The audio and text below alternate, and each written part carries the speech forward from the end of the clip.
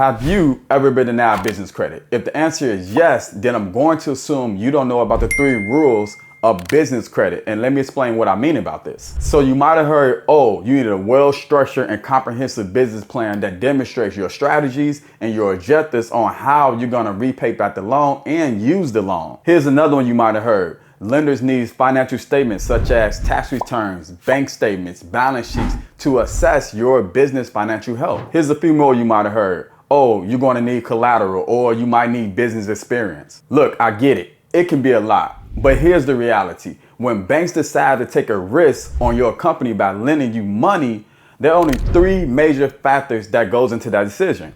Number 1, business age. Number 2, the business owner credit. And number 3, business credit itself. But before we do a deep dive into this video, I want to say this video is sponsored by Smart Credit. So with that being said, let's talk about the first rule of business credit, which is business age. Business age does matter. In fact, it plays a significant role, and here's why.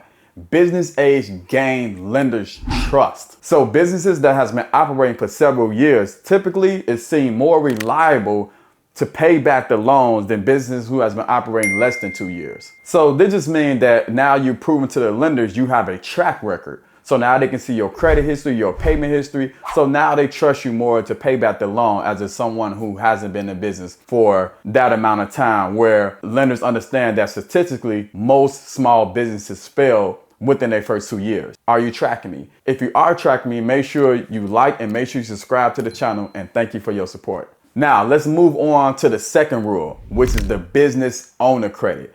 95% of business funding is based off the business owner credit, aka your personal credit. So the first thing we must know, if we have the data points to qualify for business funding. How do we do that? Well, we have to get a credit monitoring service, which leads me to the sponsor of this video, Smart Credit. If you want to achieve your best score possible, then you have to check out Smart Credit. It's a platform that helps small business owners achieve their best possible future credit score. One unique feature is the Score Boost. This shows you exactly how much to pay off on your credit cards and by when to have the maximum impact on your credit score. No lender will fund your business if you have high credit utilization.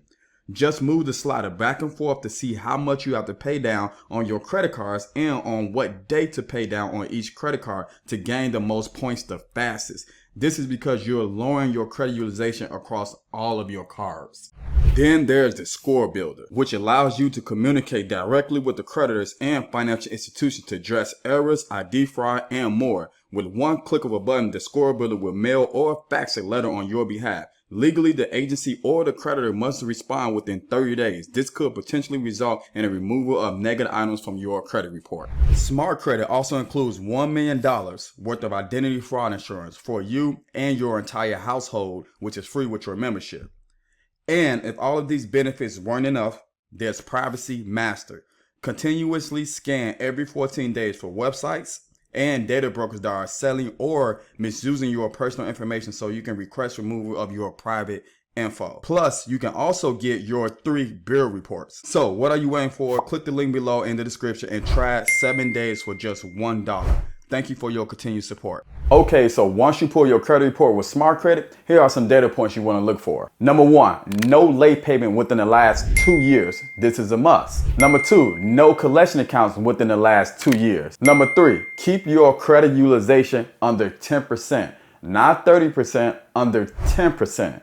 When it comes to revolving credit, which is credit cards, you want to have a limit of $5,000 at least on one credit card. That's a must. Here's why. Lenders like to do something that's called comparable credit. So if they see you can manage $5,000 on one credit card, especially on the personal side, then on the business side, they're going to match that by giving you more, maybe $15,000 on the business side. So yeah, you want to have a least of $5,000 credit limit on one particular credit card. No public records, which means you can't have a bankruptcy on your credit report. And we want to keep our inquiries very low, which means you don't want to have 3 or more inquiries per credit bureau. Now, some banks will allow 5 inquiries because some are more inquiry sensitive than others, but just on the safe side, you want to keep it at least under 5. Now let's talk about the final rule, which is rule number 3, establishing business credit.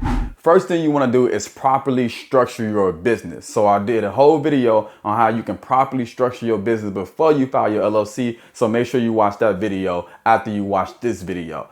But after we got our LLC, we properly structured, now we can start establishing business trade lines. Now, there are different types of business trade lines that you can add on your business credit profile. But the trade lines I like to tell you that you must add on your business credit profile is financial trade lines. See, most new LLCs, most new business owners only add these type of trade lines that's called vendor trade lines, supplier trade lines, and trade credit, where they go out there and get a whole bunch of net 30 accounts, but not understanding that lenders and creditors don't care about your net 30 accounts as much as they care about financial trade lines. Why? Because financial trade lines, you are proving to these lenders, to these creditors, that you can manage debt.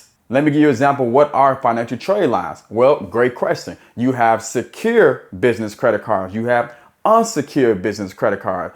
You have business lines of credit. You have equipment loans. You have invoice financing. You have lease financing. You have term loans, business loans. So you have all these type of financial trade lines that you can put on your business credit profile. So now you can take that to these lenders and say, hey, I can manage debt. I'm good at managing funds and money. These are the trade lines that lenders care about. Now, can you add vendor trade lines on your business credit profile?